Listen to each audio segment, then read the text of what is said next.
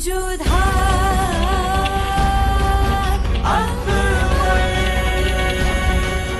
ये धारावाहिक किसी प्रकार की ऐतिहासिकता का दावा नहीं करता। तत्कालीन परिस्थितियों को दर्शाने के लिए आवश्यक और उचित नाटकीय रूपांतर किए गए हैं। ऐतिहासिक रूप से जोधाबाई के स्थान पर हरकाबाई, हीर कुंवर जैसे नाम इतिहास में प्रचलित हैं। ये धारावाहिक किसी भी सामाजिक परंपरा और पारिवारिक संबंधों का ऐतिहासिक दावा नहीं करता है। इसका उद्देश्य किसी भी समुदाय की भावनाओं को ठेस पहुंचाना नहीं है।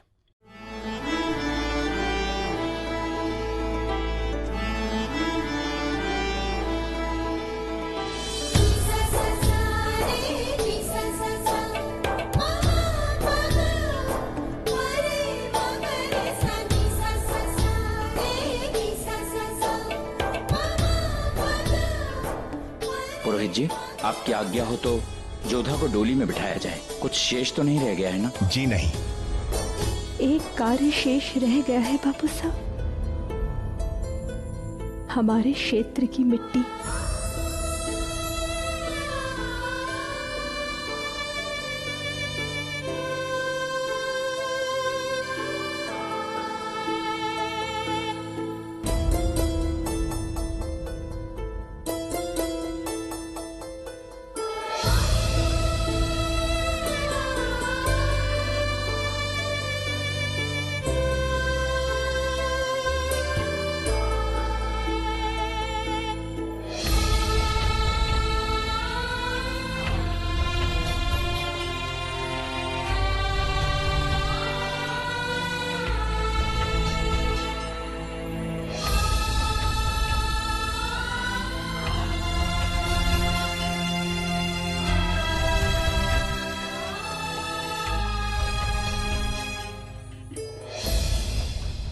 अगर ऐतराज ना हो तो हम भी हमारे साथ कुछ ले जाना चाहेंगे।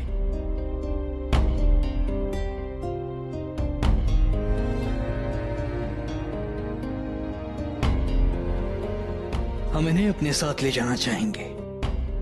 छोटे शहजादे, तुम जोधा की हिफाजत करना चाहते थे ना? करोगे अपने परिवार की हिफाजत। राजा भारमल जी, हम मानसिंह को हमारे साथ ले जाना चाहेंगे। बदले में हम ये आपसे वादा करते हैं कि तारीख में ये बहुत ही बड़े सिपाही के तौर पर जाने जाएंगे। हमें स्वीकार है, लेकिन हम आपके साथ इसलिए नहीं आएंगे कि हमें अपने नाम इतिहास के पन्नों पर लिखवाना है। हम तो अपनी जोधा बुआसा की सुरक्षा हेतु आना चाहेंगे।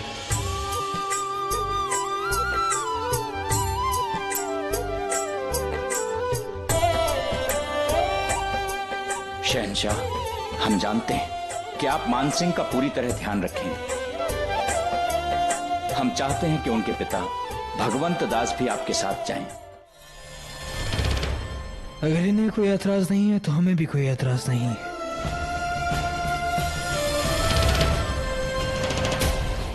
यदि बाबूसा की यही आज्ञा है तो हम भी साथ चलने के लिए प्रस्तुत हैं। मानसिंह, तुम बहुत सौभाग्यशाली हो कि हिंदुस्तान के शहंशाह स्वयं तुम्हें शिक्षा देंगे। भगवंत दास, मानसिंह का ध्यान रखना।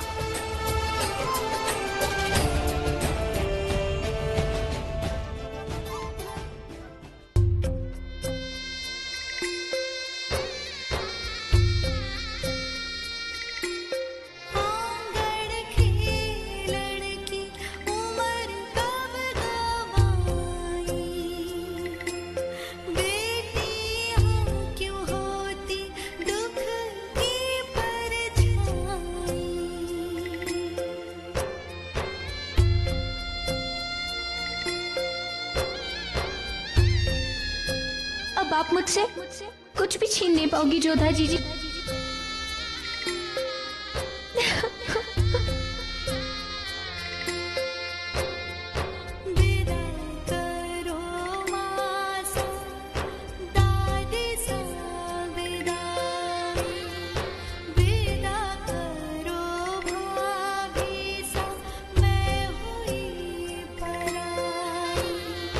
विदा करो भाभी सा, मैं हुई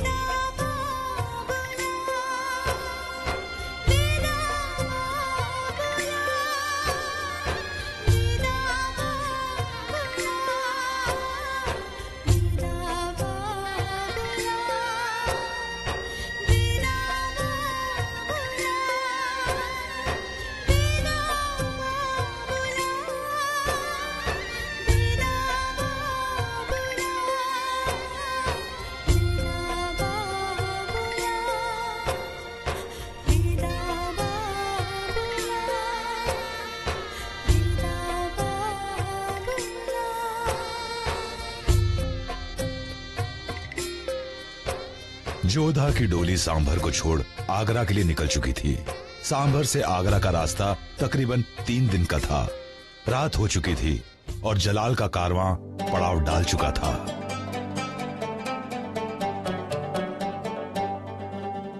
शहंशाह, कुछ अर्ज करना चाहता हूं। अगर आप इजाजत दें तो आपके निकाह के मुबारक मौके पर खेमे में जश्न मनाना चाहते हैं। काफिले के साथ मौशी कार तो है ही, फौज को आराम भी मिल जाएगा और जश्न भी हो जाएगा। बेगम जोधा कहाँ है? हमने सुना है कि हमारी बेगम जोधा का गला बड़ा सुरीला है। उन्हें यह पैगाम भेजा जाए कि भले ही हमारे निकाह का जश्न आगरा जाकर मनाया जाएगा, और आज इस मुबारक मौके पर एक शहंशाह अपनी बेगम की मीठी आवाज सुनना चाहते हैं। मेवाड़ की आंतरिक राजनीतिक परिस्थितियां अजीब हो रही थी। राणा उदय सिंह अपने ज्येष्ठ पुत्र कुंवर प्रताप को अपना उत्तराधिकारी नहीं दे पा रहे थे और राणा प्रताप चित्तौड़ के बाहर पहाड़ों और कुंभलगढ़ में रहकर भी मुगलों के खिलाफ अपनी देशभक्ति की अलख जगाए थे। कुंवर प्रताप की जय हो। एक बंदी को पेश करना चाहते हैं।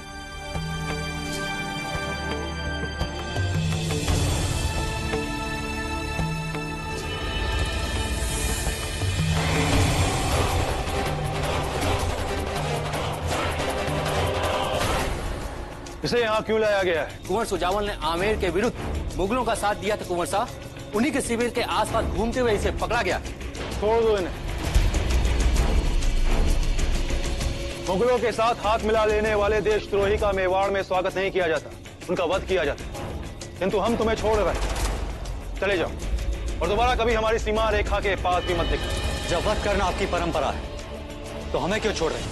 तुम्हें मार देना तुम पर दया करना होगा। मर जाओगे तो सब भूल जाएंगे कि सूजामल नामक देशद्रोही के कारण आमेर की राजकुमारी को एक मुगल के साथ विवाह करना पड़ा। तुम्हारा जीवित रहना ही तुम्हारे लिए दंड।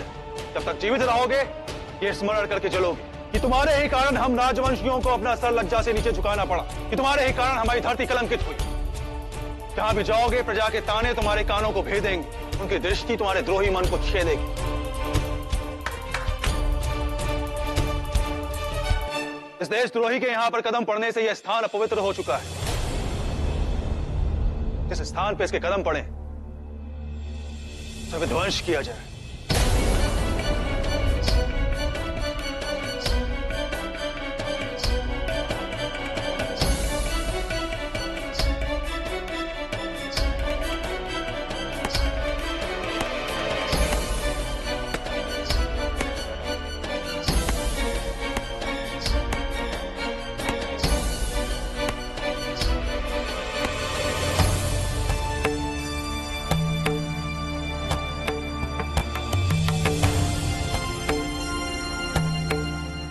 इस स्थान को देखो सुजा,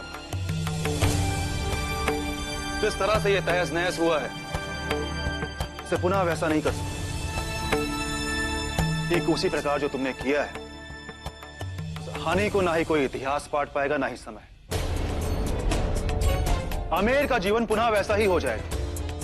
यहाँ के लोग अपना बुरा समय भूल जाएंगे, किंतु दो व्यक्ति हमेशा याद किए जाएंगे। राजकुमारी जोधा, जिसने आमेर की खातिर अपने जीवन का बलिदान दे दिया, और एक तुम, जिसने एक राजगद्दी की खातिर पूरे आमेर को मुगलों के हाथों बेच दिया।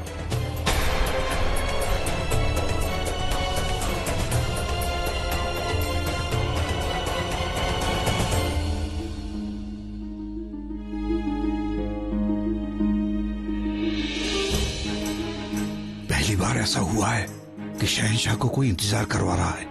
हाँ, और वो भी निकाह की पहली रात पर।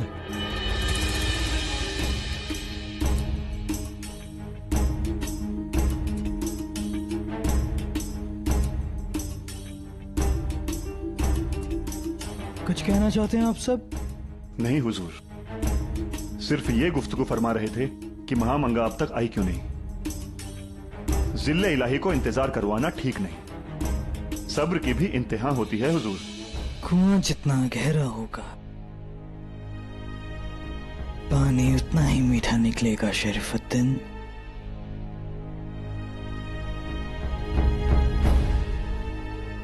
तुम ये ये बात अच्छी तरह जानते हो।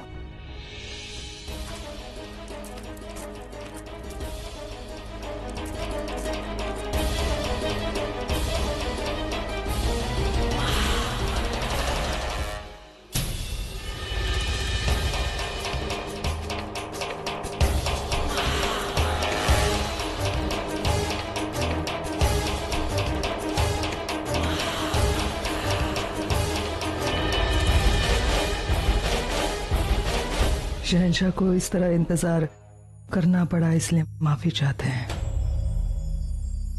बेगम जोधा नहीं आ पाएंगी। मतलब? उन्होंने आने से इनकार कर दिया है।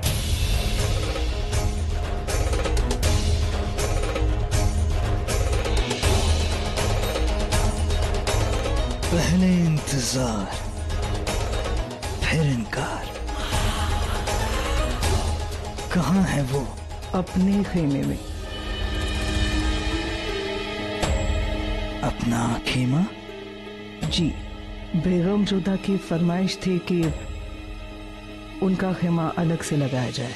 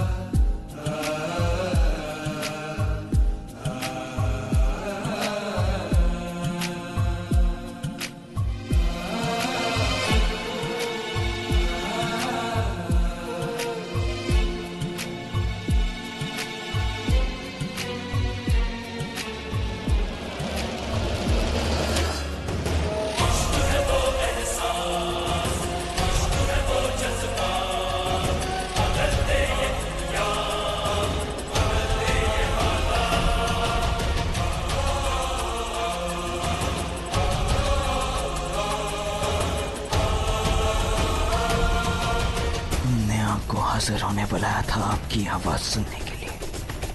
आप नहीं आए। आप जानती हैं ना हम आपके शौहर हैं। हमारे बुलाने पर आपको आना चाहिए था। अब खामोश क्यों हैं आप? अग्नि की ज्वाला के आगे कितनी बड़ी बड़ी बातें की थी आपने, कितने बड़े बड़े वचन लिए थे आपने कि अपने शौहर की सब बात मानेंगी, एक बीवी होने का हर फर्ज निभाएंगी आप। तो अभी से वो सब बातें हवा हो गई। हमें अपने दिए हुए वचन याद है। ये भी याद है कि आप हमारे पति बन चुके हैं, लेकिन शायद आप भूल रहे हैं कि हम आपकी पत्नी बनकर यहाँ आए हैं और कोई भी धन एक पत्नी को दासी समझने का, उसके साथ बल प्रयोग करने का अधिकार किसी को नहीं देता है। हमारा सप्तपदी का वचन भी आपको हमें इस प्रकार भरी सभा में बुलाने का अधिकार नहीं देता है। किसी भी पति के लिए उसके अधिकारों से पहले उसकी पत्नी का मान सम्मान आना चाहिए। बहुत खूब। हम यहाँ आपके पास आए थे अपनी शिकायत लेकर, और आपने तो हमें मुजरिम साबित कर दिया।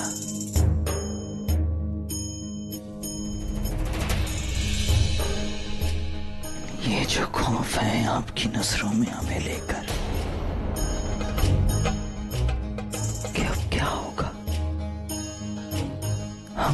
कैसे पेश आएंगे हमें पसंद है। ये खौफ हमेशा कायम रहे।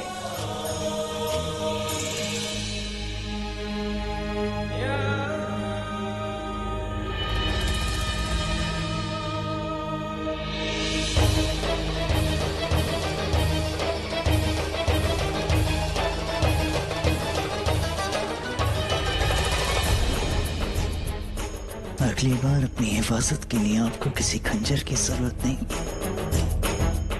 क्योंकि हमारे होते हुए आपको किसी भी बात का खौफ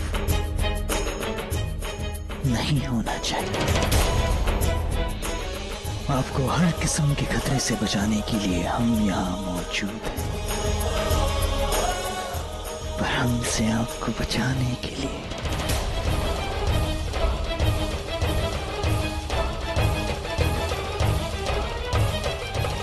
कोई नहीं।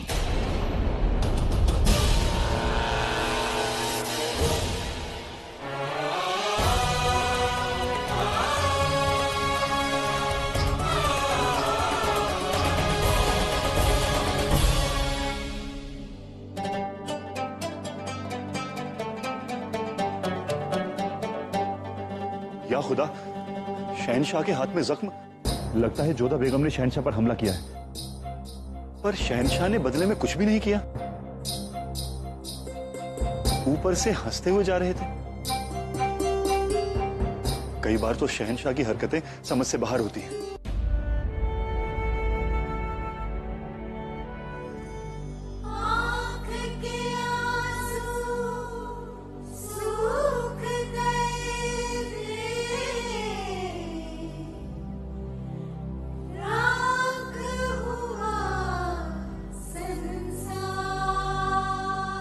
हर बेटी को एक न एक दिन अपने ससुराल जाना ही पड़ता है, यही परंपरा है। इस कक्ष को देखिए मासा, सब कुछ वैसा का वैसा ही है, बस प्राण नहीं है इसमें। जोधा के बिना सब कुछ कितना सूना, कितना निर्जीव है मासा। ये सोचकर मन घबरा जाता है। हमारी बच्ची वहां मुगलों के पास अकेली है। अकेली कहाँ है मैनावती?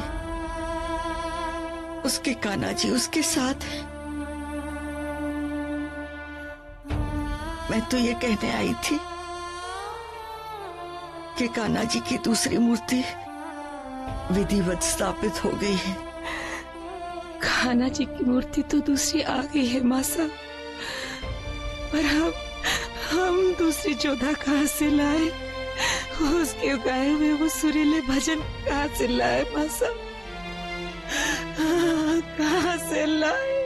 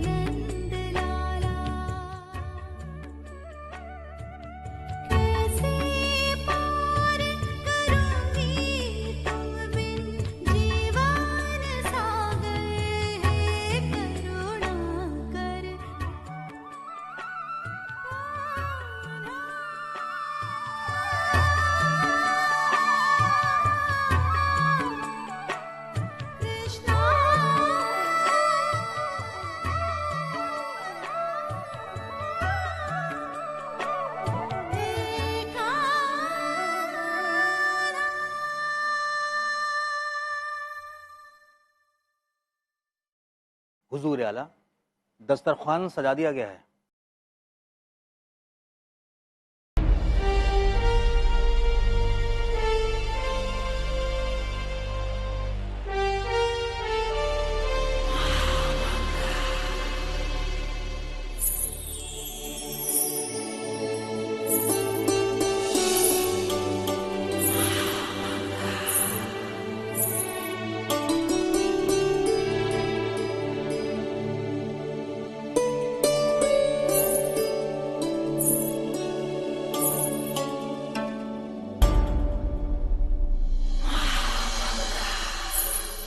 बेगम जोधा, आपको शहंशाह के पास बैठना होगा। यही हमारा रिवाज है।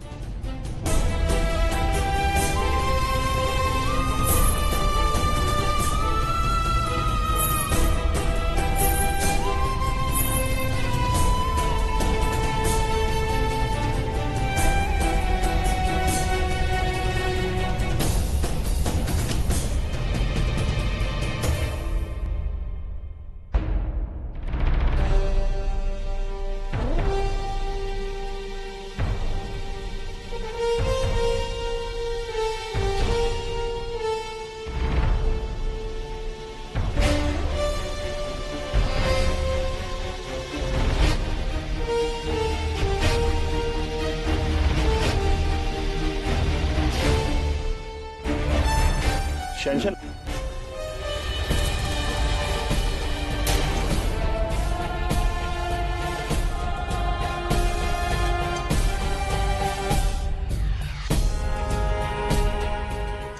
आप ही सहायता कर दीजिए, कर्तव्य समझकर ही सही।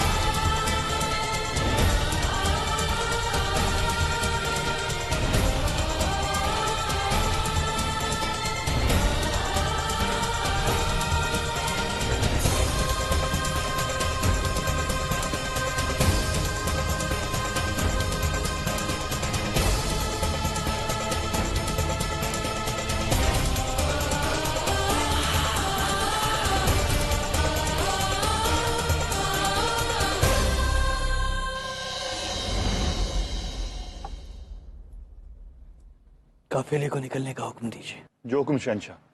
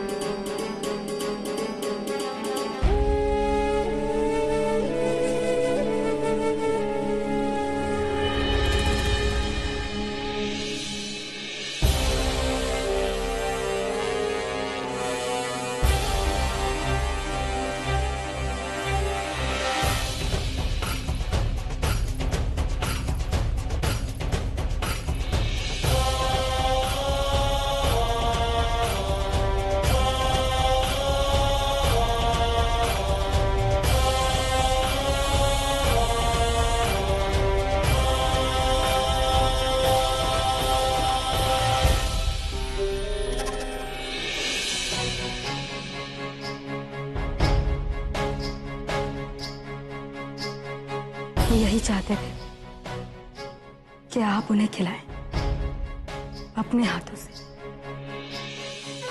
इसलिए उन्होंने आपके साथ छल किया। ये कैसे हो सकता है? हमारे शहंशाह किसी हिंदू से निकाह कैसे कर सकते हैं? और वो भी उनकी रीति रिवाज से। बादशाह जो भी करे उनकी मर्जी। वैसे भी कोई भी कानून बादशाह से बढ़कर तो नहीं होता ना। अरे मियाँ, अब किस में हिम्मत है जो बादशाह से सवाल करे? बिल्कुल, हमें तो बस जश्न मनाना चाहिए बादशाह के निकाह का। सुभान अल्लाह, ये तो निहायत ही अच्छा काम किया है जलाल ने। इन राजाओं से वफादार और कोई नहीं होता। पहले भी इन्होंने कितनी बार हमारी मदद की है और मरहूम बादशाह हुमायूं की जान बचाई थी उन्होंने। और जलाल की जिंदगी ये तो उन्हीं की कर्जदार है। और अब एक रजवाड़े की शहजादी से निकाह। अल्लाह,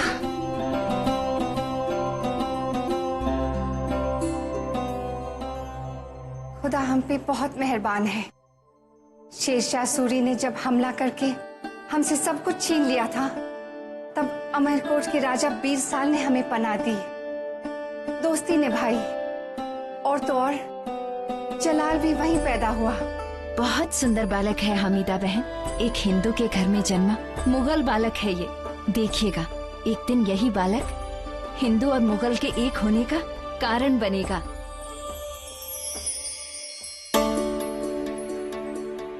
बहुत वजह फरमाया था अमरकोट की महारानी ने कि जलाल हिंदुओं और मुगलों के एक होने का सबब बनेगा। हरम की सारी हिंदू दासियों को बुलाया जाए। हम जोधा के इस्तकबाल के लिए कुछ तैयारियां करेंगे। जी मलिका आलम। मलिकाए बेगम, शहंशाह ने एक हिंदू शहजादी से निकाह कर लिया।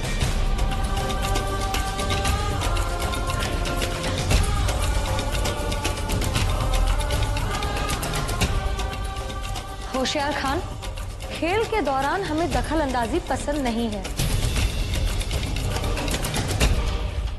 कमाल है, आपको इतनी बड़ी खबर मिली और आपके चेहरे पे शिकन भी नहीं। शिकन क्यों होगी हमारे चेहरे पर? शहंशाह को हमसे बेहतर और कौन जानता है। फिर उन्हें एक नया खिलौना मिल गया है अपना दिल बहलाने के लिए। कुछ ही दिनों में इससे भी दिल भर जाएगा उनका। शहंशाह अपने हरम में चाहे कितने भी खिलौने सजाए, कितनी भी बेगमें ले आए, उनका पसंदीदा खेल तो शतरंज ही रहेगा। और उनकी पसंदीदा बेगम रुकैया ही रहेगी। वो हरम में ही रहेगी मलिका? तो जाओ, उनका कमरा सजाओ। जलाल की हर एक चीज हमने ही संभाली है, तो इस खिलौने को भी हम ही संभालेंगे। गुस्ताखी माफ मलिका बेगम, शहंशाह महल में तशरीफ ला रहे हैं। गुस्ताखी माफ मलिका।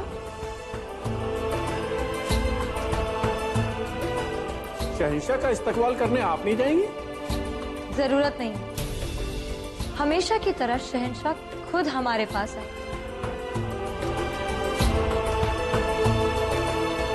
सबसे पहले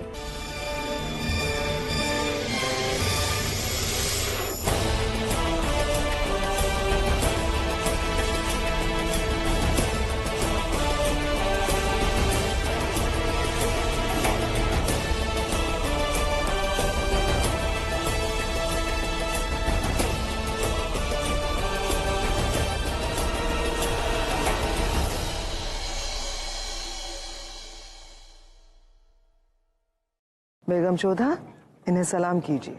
ये है मलिका आजम, शहंशाह की वालिदा हैं ये।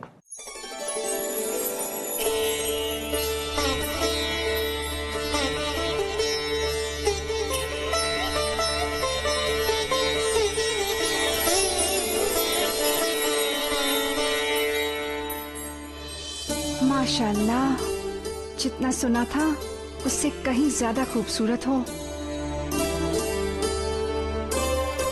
हीरे की चमक भी तुम्हारे नूर के आगे फीकी पड़ जाए। हमारी दुनिया में खुशामदीद। इनसे मिलो, ये है बख्शी बानो, हमारी बेटी जलाल की छोटी बहन। खुशामदीद भाभी जान। सर आपके पैर आगे कीजिए। दूध धुलिया की रस्म पूरी करनी है।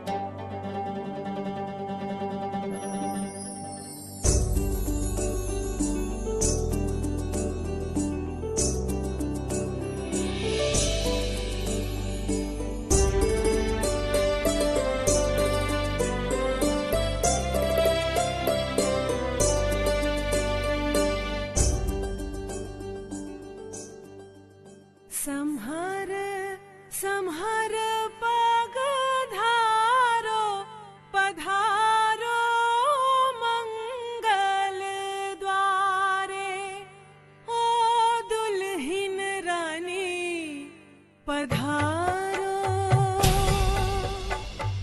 संहार संहार पगधारो पधारो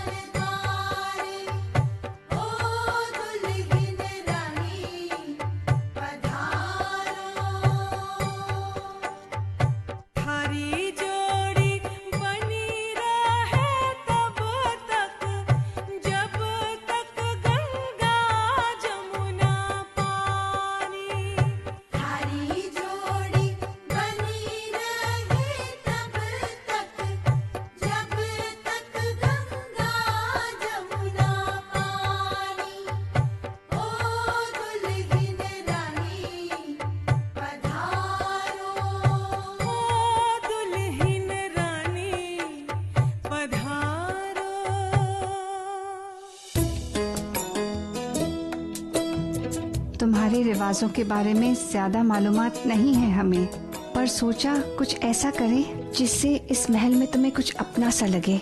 इसीलिए हिंदू बांदियों को अगवानी के गीत गाने के लिए बुला लिया। तुम नहीं जानती जोधा, तुम हमारे लिए कितनी खास हो। माहम, हमारी बहू के आराम के लिए तैयारियां कीजिए। हम चाहते हैं कि उन्हें खास सहूलियतें मिलें। आप बिल्कुल फिक्र मत कीजिए मल्लिका। हम इनका और इनकी फरमाइश का पूरा ख्याल रखेंगे और इन्हें इस महल में इनकी जगह भी दिखा देंगे। नहीं, आप सिर्फ तैयारी कीजिए।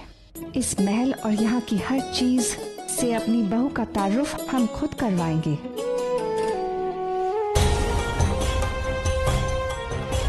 अब तो आपका गुमान टूटेगा। अब आप एक हिंदू रानी को सलाम करती हुई नजर आएगी।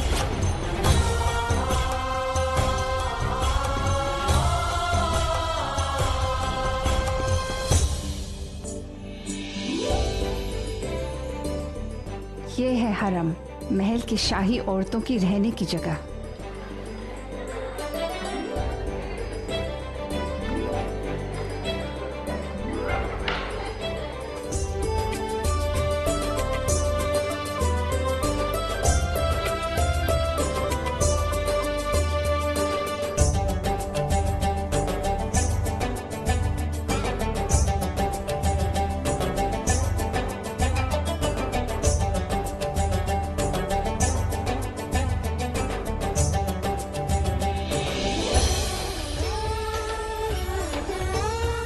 आपने गलत चाल चली है ना?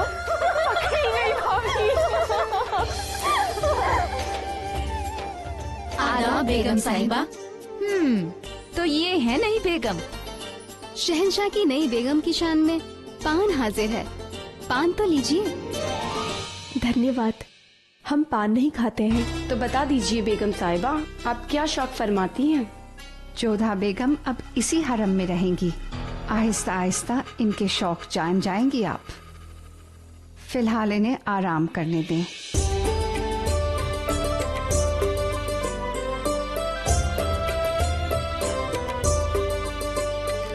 दुनिया में हर तरह के लोग होते हैं बहू बेगम। हर एक की बात पे ध्यान देना जरूरी नहीं है। कुछ एक को तो नजरअंदाज कर देना ही बेहतर है। तुम जानना चाहती हो ना कि ये सब कौन है? कुछ तो जलाल की बेगमें हैं और कुछ बांदियां। बाकी सब वो औरतें हैं जो जलाल के नजर हुई हैं या उनकी रियासत को जलाल ने जीता है। बाकी हरम की हिफाजत के लिए हैं। हरम में हिफाजत के लिए भी गैर मर्दों का आना मना है।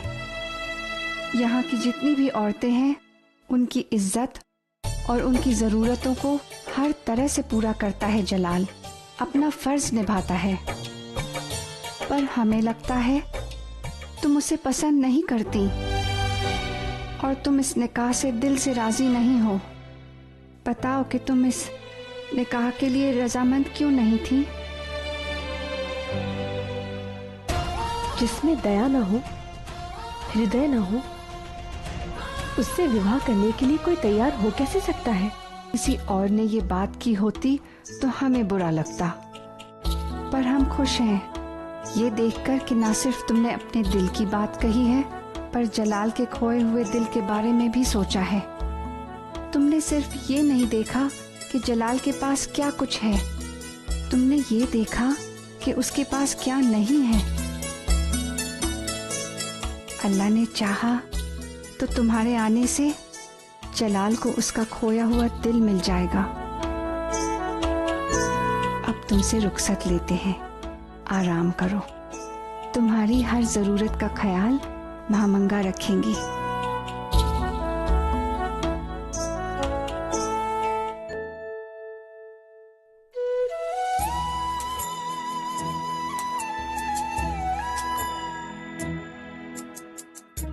ये हमारा है।